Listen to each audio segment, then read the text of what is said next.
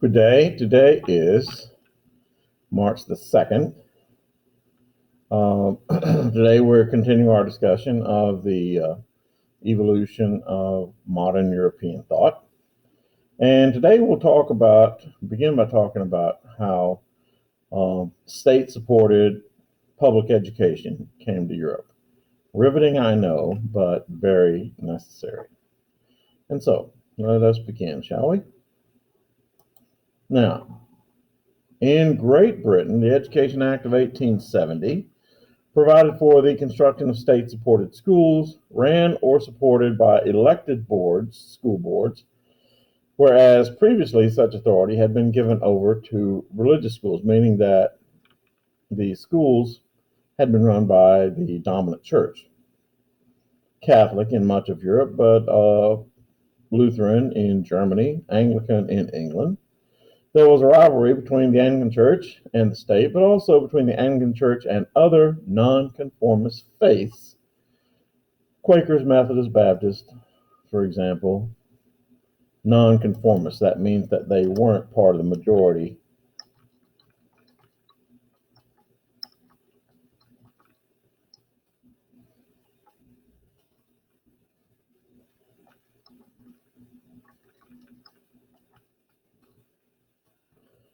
That sponsored schools.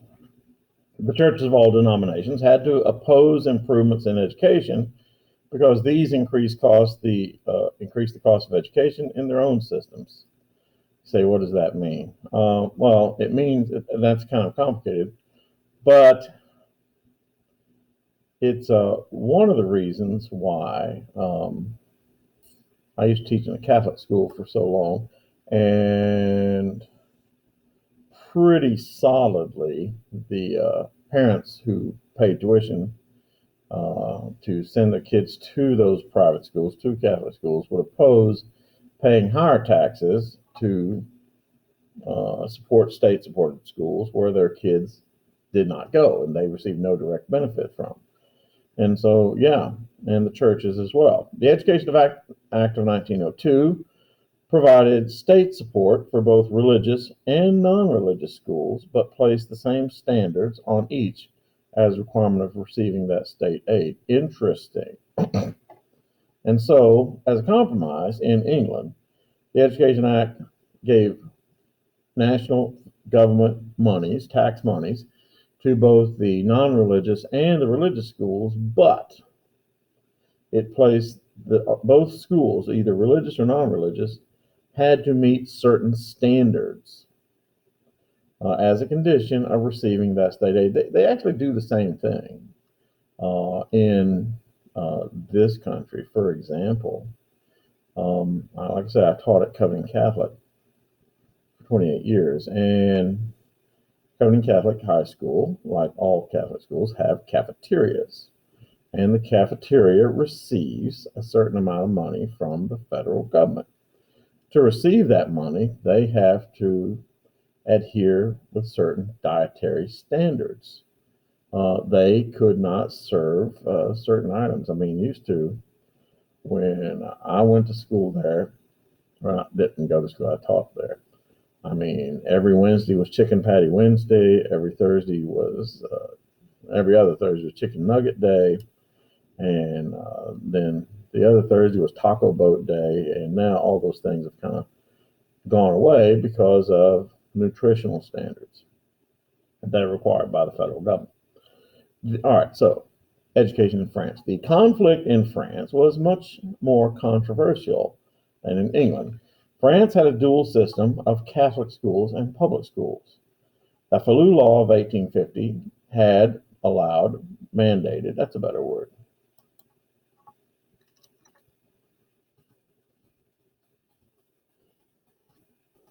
that the local priests provide religious education in the public schools. And in France, the conservative Catholic Church and the French Third Republic, that should say, now that's better, the French Third Republic were openly hostile to one each other. Jules Ferry sponsored several education acts. The Ferry laws replaced religious training in France with civic training. That means, they didn't, religious training means actual teaching of the Catholic faith. They replaced that with civic training, meaning learning about the government, civics. The Dreyfus Affair also discredited religious training. In 1905, the Napoleon Concordat was totally terminated. Remember the Napoleon Concordat, Mr. Arlinghouse, where Napoleon, sat down and said, okay, I'm Napoleon and I rule their physical bodies. You are the church. You rule their spiritual bodies. And we won't bother each other. Well, in 1905, they did away with that.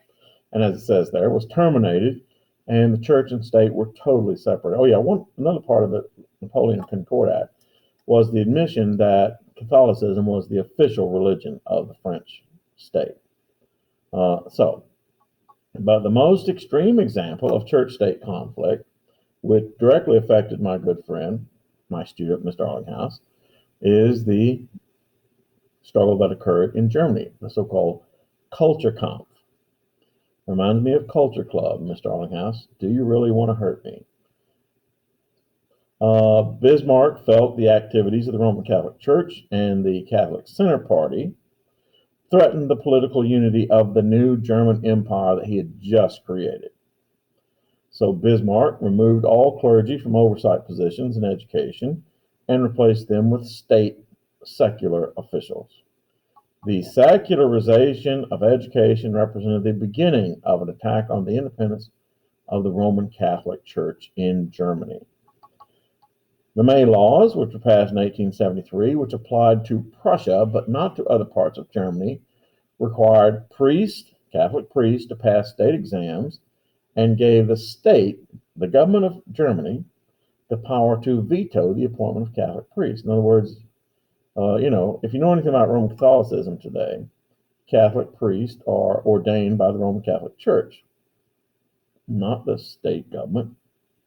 Well, here, the May laws provided that the state government could say, this guy can't be a priest. This took the disciplinary power of the Pope away from his own church.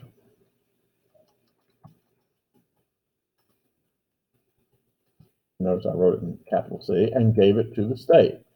By 1876, Bismarck, I finally learned how to spell your name, had either arrested or driven out all Catholic bishops from Prussia. This was all part of the Culture Kampf, the struggle of civil. That's what the term literally means, struggle for civilization. And once again, why Mr. Arlinghouse now lives and resides in Kentucky. In the short term, this strategy worked, but in the long term, created Catholic resentment against the German state. There were areas of religious revival, however.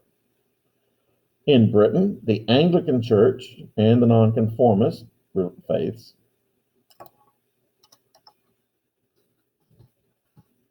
experienced growth, raised considerable funds for the churches and schools. In Ireland, the Catholic Church saw a widespread revival. To this day, Ireland and Poland are two of the most Catholic countries in the world, not just in Europe. In Europe, easily. In France, the Catholic Church's growth was seen as a reaction to her defeat in the Franco-Prussian War and was attributed to the sins of France. Yes.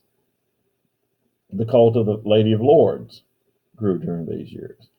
We've already talked about that. Yeah, the Catholic Church, a lot of people after the Franco-Prussian War turned to the Catholic Church. There was a revival in the Catholic Church because they figured, for us to have lost to Germany as badly as we did, we had to be doing something wrong, some sin. The last half of the 19th century saw the last great effort to Christianize Europe, the last great push. It failed because the population of Europe had simply outgrown the resources of organized religion.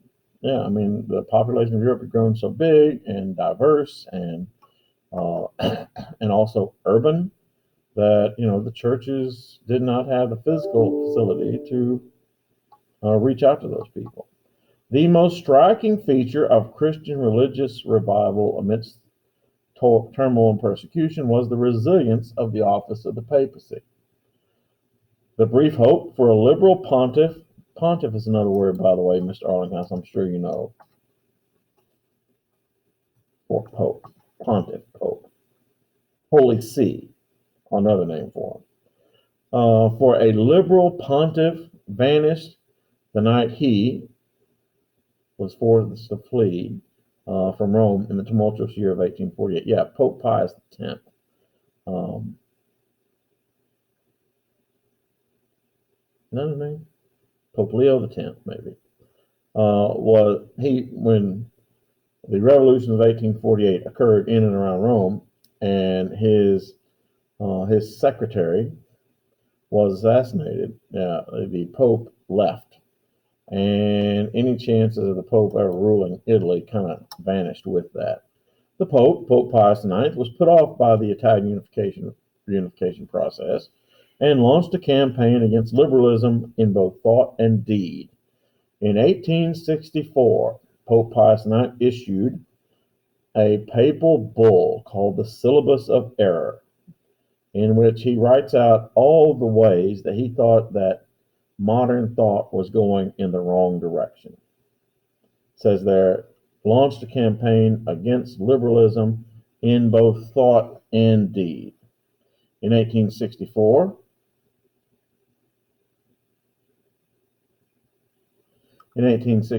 he issued the Syllabus of Error.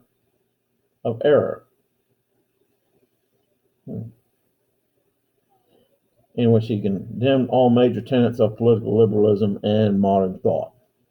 He set the Roman Catholic Church squarely against contemporary science, contemporary philosophy, and politics. You do recall, of course, that the Roman Catholic Church doesn't even admit that Galileo was correct until the 1990s, fully 130 years after this. Now, in 1869, the Pope summoned the First Vatican Council, Vatican I.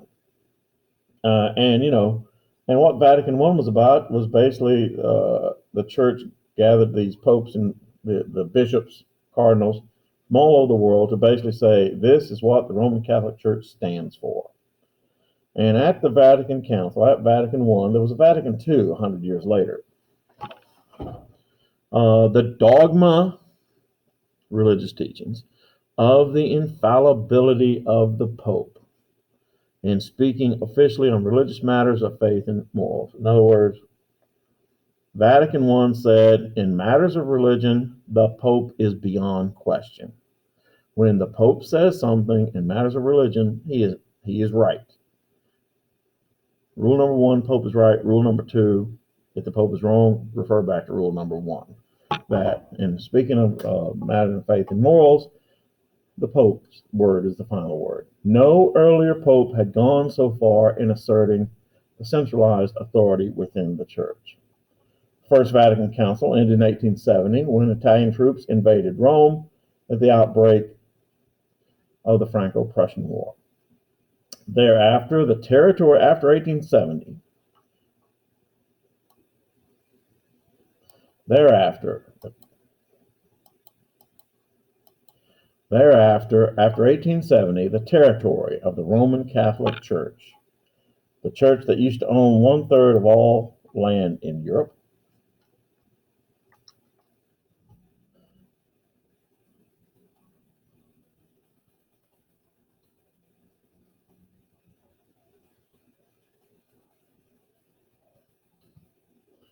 was considered to be Vatican City, which I was watching another video about this very thing, is about 108 acres.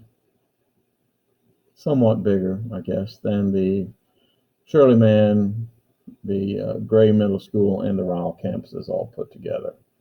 Yeah, but still, today it's the world's smallest country. The papacy made no formal accommodation to the Italian state until Mussolini in the 20th century. You say, what does that mean? It means that the Roman Catholic Church, the Pope, and the new state of Italy both acted like the other did not exist, even though Vatican City is located within the city of Rome.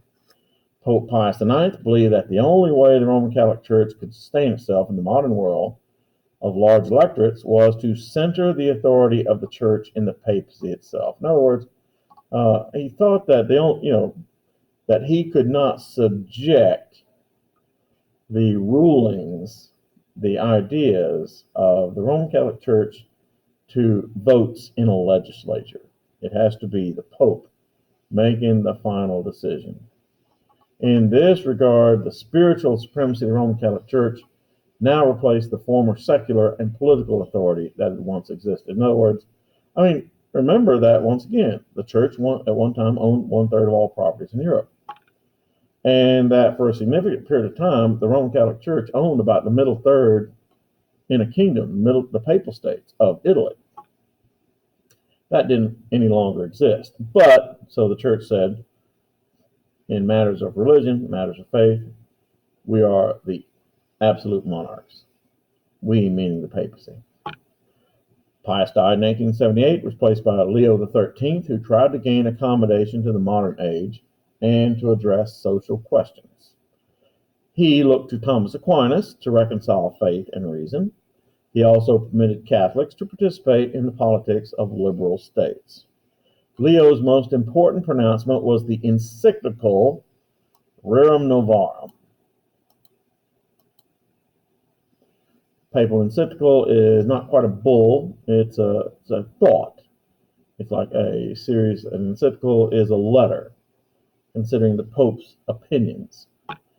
The papal encyclical defended private property, defended religious education and religious control of marriage laws, condemned socialism and Marxism, declared that employers should treat employees fairly, pay proper wages, and permit them to organize trade unions. And he said that modern society should be organized according to corporate groupings.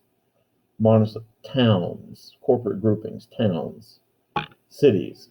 On the basis of Leo's announcements, trade unions were founded throughout Europe. Pope Pius X, who has since been canonized as a saint, tried to reinstitute a traditional devotional life and to resist modern thought. He condemned Catholic modernism, a movement of biblical criticism within the church. Yeah. Can't criticize the Bible, in other words, in the main part of the Roman Catholic Church. Required all priests to take the anti-modernist oath. This set the Roman Catholic Church squarely against the intellectual currents of the day, and the struggle between Catholicism and modern thought continued. The Roman Catholic Church continued to permit its members to participate actively in social and political movements. All right, Roman numeral 14. The last quarter of the 19th century and the first 10 years of the 20th century, 1875, 1910,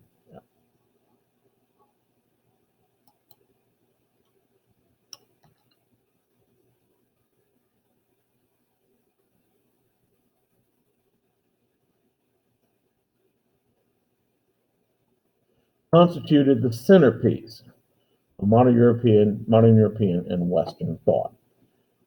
Philosophers, scientists,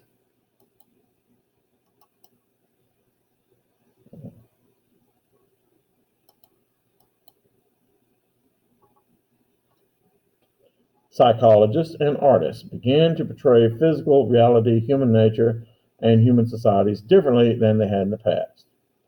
The new concepts challenged the major assumptions of mid-19th century science rationalism and liberalism and bourgeois, love that word, morality. The changes in the scientific worldview originated in the field of science itself. Remember that the latter part of the 19th century is the first time the word science and scientist is ever used. By the late 1870s, considerable discontent existed over the excessive realism of mid-century science. You're saying, what? Hang on here. In other words, people began to doubt, intellectuals began to doubt that the world existed exactly as we observed it with our senses. Okay. This is going to get complicated. Like I said, I don't know. I'm not a science person necessarily. But anyway, 1883, Ernst Mach, Mach 1, established the science of mechanics, in which he urged that scientists consider their concepts descriptive not of the physical world, but of the sensations experienced by the observer. In other words, all the knowledge and information you read in books is not necessarily accurate, because he says that what you're reading is actually the measurement of the sensations, what they're seeing, what they're hearing, what they're what they can sense, what they can feel, rather than the actual facts, which can be different. Examples, Mr. Horton. Well, later on, Albert Einstein is going to throw back and say, Einstein is going to say, Isaac Newton's theory of gravitation is wrong. Now you say, how can the theory of gravitation be wrong? Universal gravitation.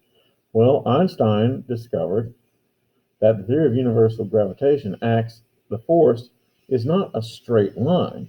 The force operates as a curve. What does that mean? I don't know. Except, see, that's the point of the matter. You and I see an apple fall out of a tree, it falls straight to the ground. Einstein says no. And so, you're measuring only what your sensations can tell you. Does that mean it's accurate? Not necessarily. So, as it says, scientists can only describe sensations, not the physical world that underlie the sensation. Excuse me. The French scientist Henri Poincaré, love French, don't you? Said that the concepts and theories of scientists be regarded as hypothetical constructs of the human mind rather than descriptions of the true state of nature. In other words, what we read in books, what we're learning, that's only the observations that somebody made using their senses, which are fallible and foolable. Imagine you sit there and you look across a desert in the heat of the day and you see a mirage, you see an oasis or whatever. You can write down, you're seeing it, yeah, but is it there? Answer, no. And that's what he's saying there. Much of what they're observing could be that oasis. Hans Vollinger suggested that the concept of science be considered as if descriptions. In other words, as if this, then that of the physical world.